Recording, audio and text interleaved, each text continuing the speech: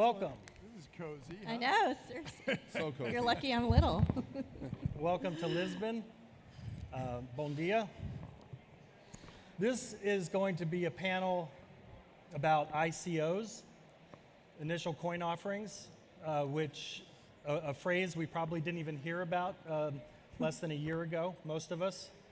And it's also going to be the venture capital VC perspective on initial coin offerings. So we have a powerhouse panel here. Fortunately for me, that means that I don't have to do a lot of talking. And I want to get right into it because we have 30 minutes. So we've already been introduced to the panel.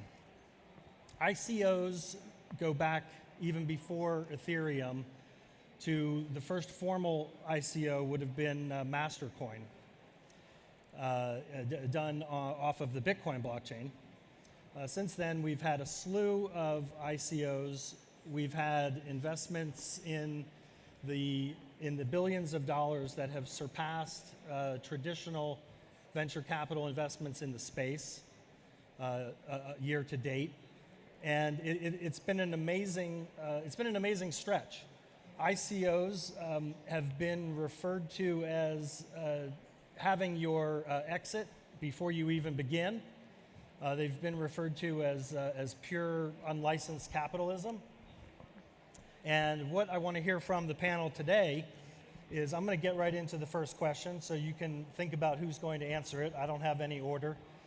I know why ICOs are good for the startups because there's minimal registration, potentially minimal regulation, and they're not selling equity. Now, why are they potentially a good thing for investors, though? So I think that what they're great for is society, because each of you don't have to go through us to get your money. And this is a great opportunity for you to go try a new angle and a new way. And it's a way of going straight to an investor.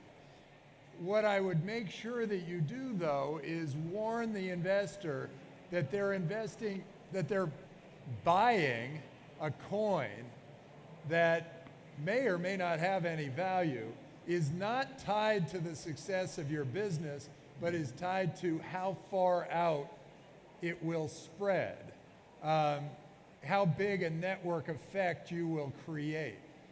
That is the value of these coins. That's how they spread, and that's how they grow in value.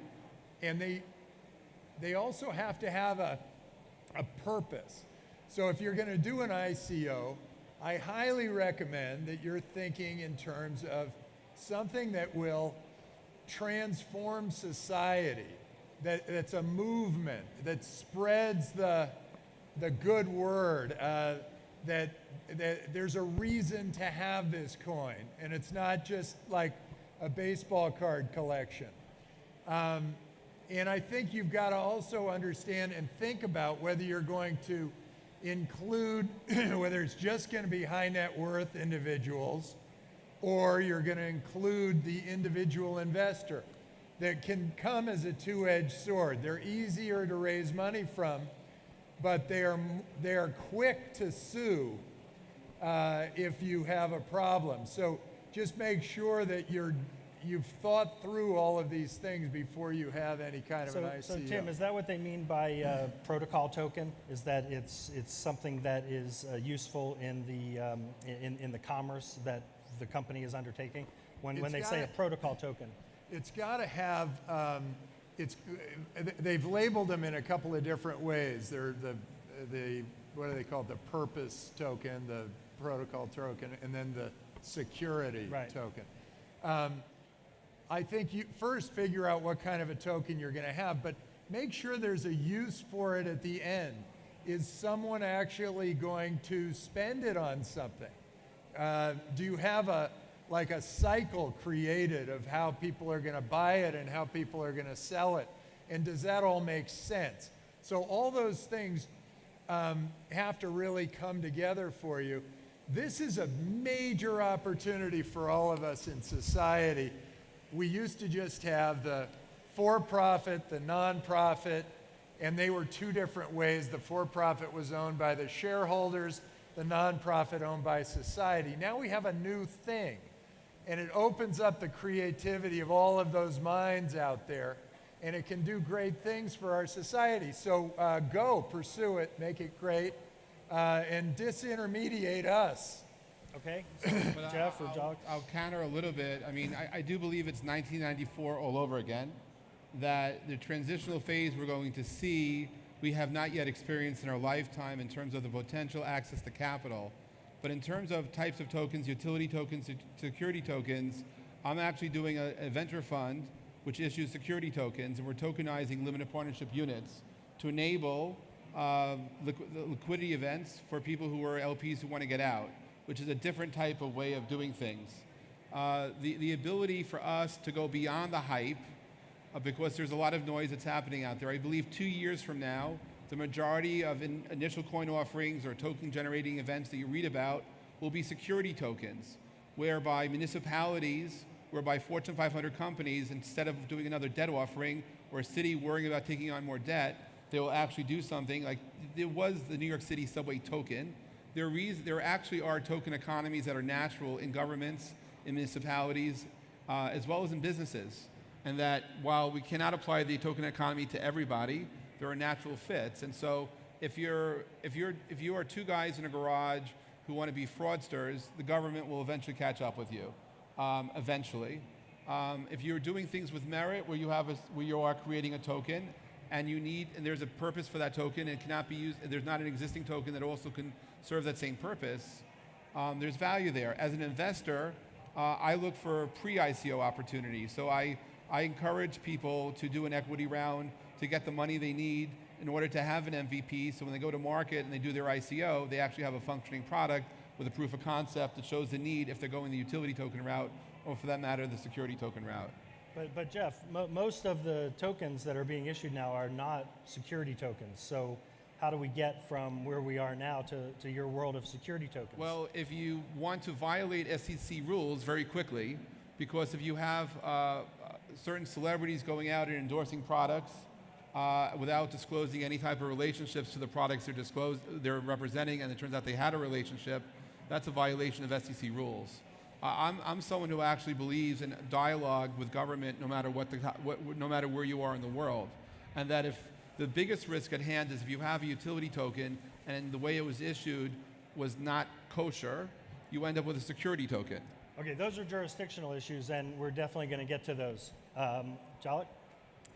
Sure. So I have been investing in the blockchain space since 2013, and as you noted, the kind of ICO phenomenon is a fairly new one.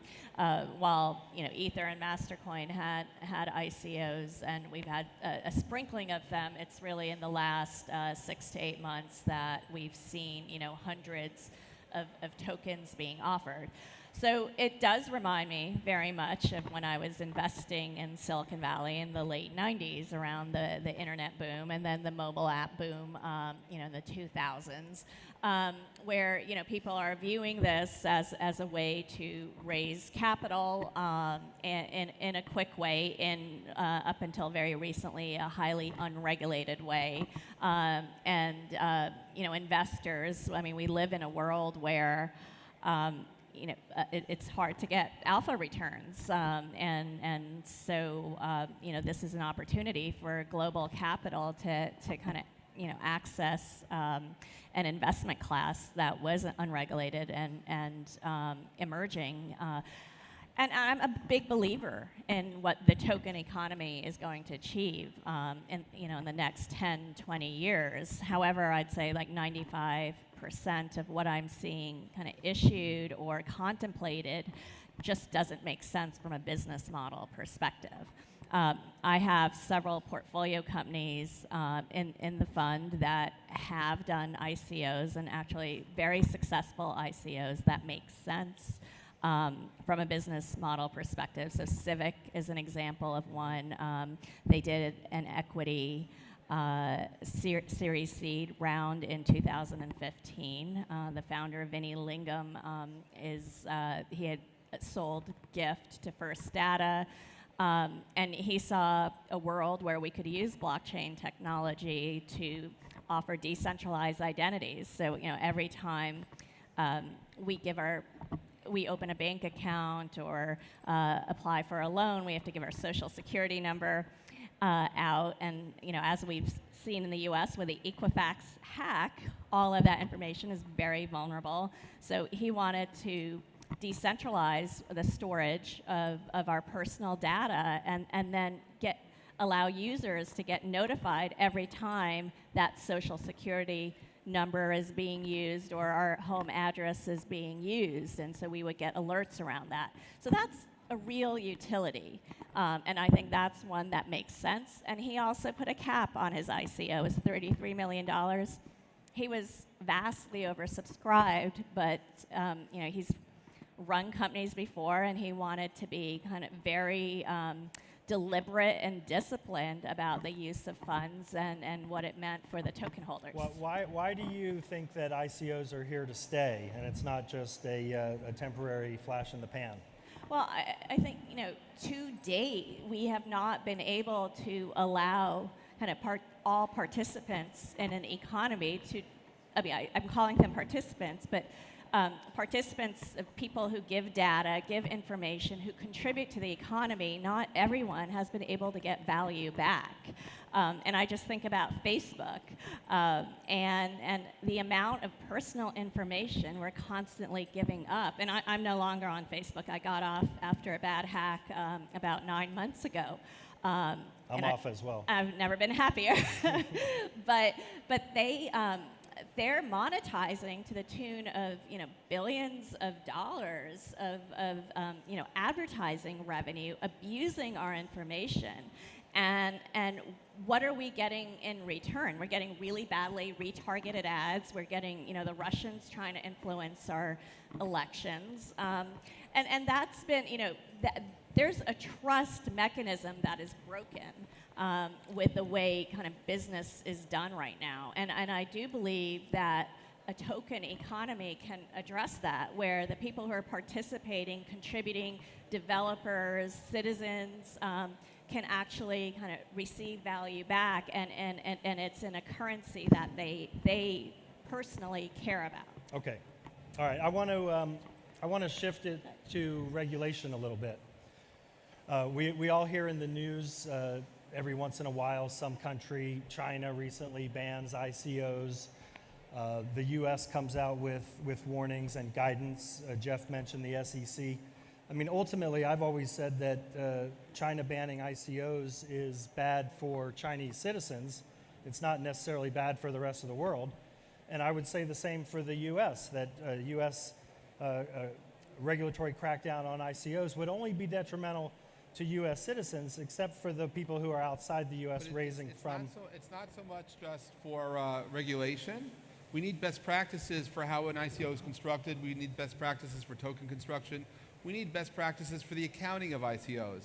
There are billionaires sitting out there in the ether without the understanding of how to go to fiat, because there are no understandings right now of generally accepted accounting principles anywhere in the world that understands that. We're entering a new era of commerce. We're in perhaps the fourth wave of industrial revolution, and in that the rules have shifted, the rules have changed, and so the SEC is one side of it. There are banking issues to deal with, but we have the lifestyle. I have friends of mine that have they're millionaires in their wallets, but they don't buy coffee because they don't have fiat, and they're scared to cash in, and so we have these other issues in terms of what happens when we all live in Gotham City, when we can't get it outside.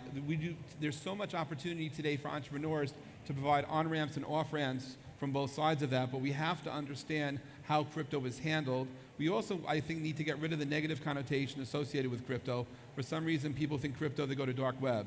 They don't think necessarily angels in paradise. And if someone's gonna have a crypto meetup, let us pay with an alternative coin. We shouldn't have to use fiat for it. There's a whole idea out there that regulation gives us guidance.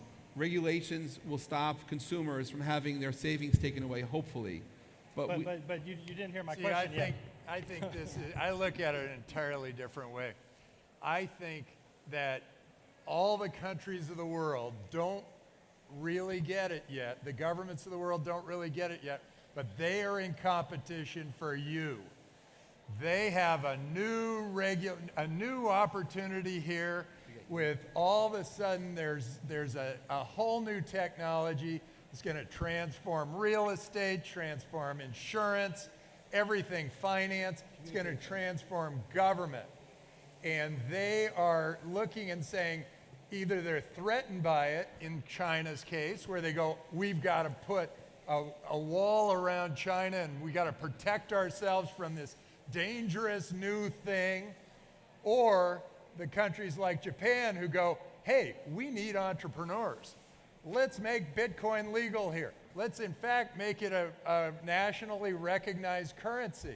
Let's encourage ICOs. Japan has basically made it so that there will be a huge exodus out of China. All the entrepreneurs are going to leave China because they're going to say, hey, this is the coolest technology ever. Why would I stay in a country that says it's illegal when right in Japan, you know, not far away, I can go set up shop and I can do it, and the government's encouraging me. And fortunately, I think the U.S. has been very accepting, and they're letting it happen, and they're bringing people in. So the U.S. is going to be a beneficiary. South Korea says, no ICOs here. They're supposed to be the free part of Korea. I don't get it. What are they thinking? Freedom encourages wealth. If you're a free country, you get a wealthy country. I don't get why the free part of Korea is suddenly saying no to ICOs. That's like saying we're going to keep our country and our citizens in the dark for the next 20 years. Instead of saying, bring the greatest entrepreneurs here, we're going to see amazing things develop, we're going to see great things happen, we're going to really make our country great. And fortunately, the U.S. is saying, we're going to accept it. The SEC has been very quiet. They've been sort of saying, okay, well, as long as you're not messing with the Howley rules, we're okay. And then you see like Singapore. I mean, you start with Switzerland, and you see that they have the cat by the tail. This is the coolest thing. Everybody's doing their ICOs through Switzerland through this really convoluted legal structure. All of our Swiss lawyers are getting rich. All the money's coming through Switzerland. And then what do? They regulate. They ruin the whole thing so people go to Singapore. And then Singapore's doing the same thing, and then they're going, well, what do? They regulate. And so everybody goes to Cayman. Now they're going to the US and Japan, and we've got to, I mean, what's going to happen here is countries are going to say no to ICOs, and then people and money and businesses are all going to leave those countries and go to the ones that are encouraging ICOs. Okay, I think Jeff wanted to add something there. Jump in. I wanted to reiterate Tim's point, though. In Japan, whereas there's a boom for what's going on, the Japanese government did come out with regulations, and people were worried about what was going to happen, but it turns out after a country comes out with the regulations, all of a sudden, wow, now they understand the code of conduct. Now they understand what's going to happen. Well, and that's what started the Bitcoin price rise right. in March. It was Japan actually putting in some regulations so that people had guidance. It provides guidance. And once you have guidance, now you could actually look at this as a commodity outside of the world of crypto. And you look beyond that, and we have vast opportunities for creation of wealth in many ways. One issue that does come up, however, is on exchanges, whether or not best practices are for anti-money laundering and to know your customer.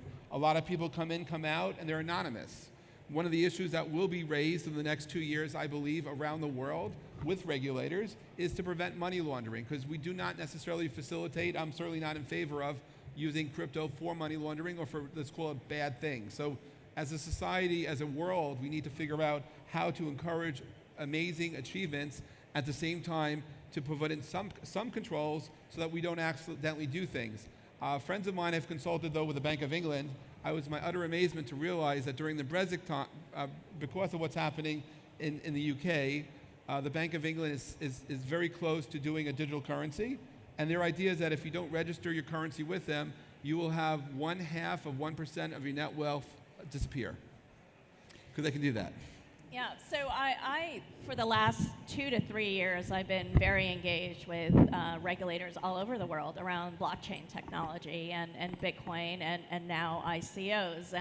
And what I found is that they have been very interested in just learning more about this technology. Yes, they've heard the negative views on how it's being used for money laundering, nefarious purposes. But I view my role very much as like educating them on the benefits to their societies, as well as, quite honestly, a way to crack down on some of this nefarious activity. And I believe regulation, if done in the right way, is a good thing. I think it's very important if we want this technology to benefit society that we have to make sure it doesn't get co-opted by bad actors. And we've seen that happen in some of these jurisdictions. We've seen a bunch of fraud in the ICO market. And I personally kind of welcome smart language from regulators, and I think the SEC is in that category, when their goal is to kind of root out the bad activity so we can get to the real benefits of the technology. Agreed, but don't you think also that the countries that are pushing away the ICO industry, and I'm not even willing to say that the U.S. isn't there yet, they might not just be there yet, but don't they risk pushing that ICO industry to jurisdictions like Gibraltar, Switzerland, the same thing that happened with online gaming in the last decade, where they yielded that business to more welcoming jurisdictions? Isn't that a major risk? Sure. I mean, I think absolutely that is a major risk, but I think we've also learned from the past, right? And I don't, at least when I look at the U.S. regulators, I don't see them wanting to clamp down on something that is innovative and actually could be helpful to the financial industry in certain ways, right? And so absolutely. I mean, China, we're seeing huge exodus of great entrepreneurs who had moved to China to help build this sector, who are now going to Japan and going, some of them coming to the U.S. actually. And so as we start to see that, I think governments are going to keep monitoring that. This technology cannot be shut down. China proved that.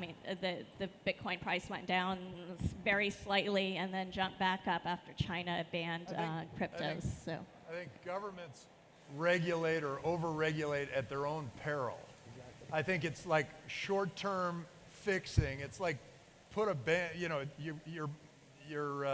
your leg's broken, you put a Band-Aid on it. I think you've got to think in terms of like, how do we make sure that we attract these people? This is the group. This is among the great entrepreneurs of the world, the people who are going to make things happen, things that are really going to change. How do you attract this group? You keep regulations to a minimum. You let them fly. You let them figure it out. And then maybe, like way down the road, if there's some problem, you kind of go, okay, well, that went a little too far and maybe you have to do something. But generally, it's better to incentivize people to do things and try things than incentivize people to just sit there and do nothing. You can create all the regulations you want. The more regulations you create, the less likely people are going to be willing to do anything. And that's why more regulation means worse economy, poor citizens, all of that. And less regulation means wealthy country, great innovation, new inventions, new thinking, new ways of life, great things. I do believe in our lifetime, we may find a country to go so much in that favor that it will be the crypto nation. And it'll attract. It will attract everybody because it will be crypto friendly. It'll be light regulation, if at any, and it'll be a hub for innovation because it can happen. I was talking to friends of mine about how I do own an island in Tanzania, and I'm thinking about. You just have to make a payment to the Tanzania government so that you're autonomous from it. Right. So then you could actually be your island. I think that is possible. That we're living in times when those crazy things can and will happen, and that changes everything. You know what I think is So happening? then I would love to then hear about how that benefits. So how does that contribute back to maybe, you know, the parts of the world that are regulated? And, It allows- yeah. Okay, well, here's what's really interesting is that with this new crypto world and with the blockchain, we actually can govern ourselves in new ways that transcend our existing governments. Those governments are all tied to land bases. We can move. They're trapped in their land base. You would change that. We can change all that. What do governments do? A lot of what they do is keep track of you and give you insurance. Well, all those things can be done. You can have your medical insurance. You can keep perfect track of everyone. You can provide pensions. You can do all that stuff in the blockchain. And that means that government, as it stands now, is way too heavy. It's going to fall under its own weight if governments don't innovate and try to move in this new direction. So everyone's going to move to your island in Tanzania. We can right? See, they don't have to, Okay. Virtual because citizens. they can be virtual Citizens. citizens. In fact, I have decided you are all now virtual citizens Thank you. of the island of Lupita. Welcome. You heard it here first. Welcome to our world. This is a global citizenry. I would like to give a shout out to my friends in the Cayman Islands today. They're doing the ICO for Storm. They're watching us, and I say go Storm, because it's crazy, right? We go to places, people dream big. I believe people will just dream bigger today. It can happen. No, I think this is all great. I also want to really think about the next few years and kind of the transition to that world. And there are a lot of amazing use cases that we can work within the frameworks we have. And one is a project that's being done with refugees in Syria, where their aid is, Syrian refugees, and where their aid is being distributed through Ethereum wallets. And there, all these places in the world where there's fraud or lack of identity. 1.5 billion people around the world without any form of national or government ID. Being able to kind of start bringing some of those citizens into kind of the global GDP to contribute and benefit from the kind of growth that we're seeing around the world, and that's really my focus over the next few years. I do want to live in a world that we've seen described here, but there are some very kind of tactical, like real world examples that are happening right now that are making people's lives better around the world. Thank you. You have a Yes, final word, Tim? all of the refugees are also now a part of Lupita Island. And they're all going to be a part of this virtual residency. I think Now, I think another thing's going to happen in government, and that is federal governments are going to be much less relevant than local governments. Federal governments are land-based, and they cover lots of different cities and towns and weird and they were there set up so that just in case somebody came over the border with a tank, there would be an issue. Well, now most of the wealth is being created in this virtual world. And by the way, in 5 years, you're going to be you're going to laugh at people who are still dealing in fiat currencies. I think we got to end it there, Tim. Okay, But, good. well, Man, it was fun, huh? I wanted to say, just to close, though, no one wants to be the last country on the planet that's banning cryptocurrencies, just like you don't want to be the last country on the planet that bans Uber. So thank you, everyone, and please join me in thanking the talented panel. Hey, that was fun. We should spend some time Take it thinking on the this road. whole thing through. Thanks, Tim.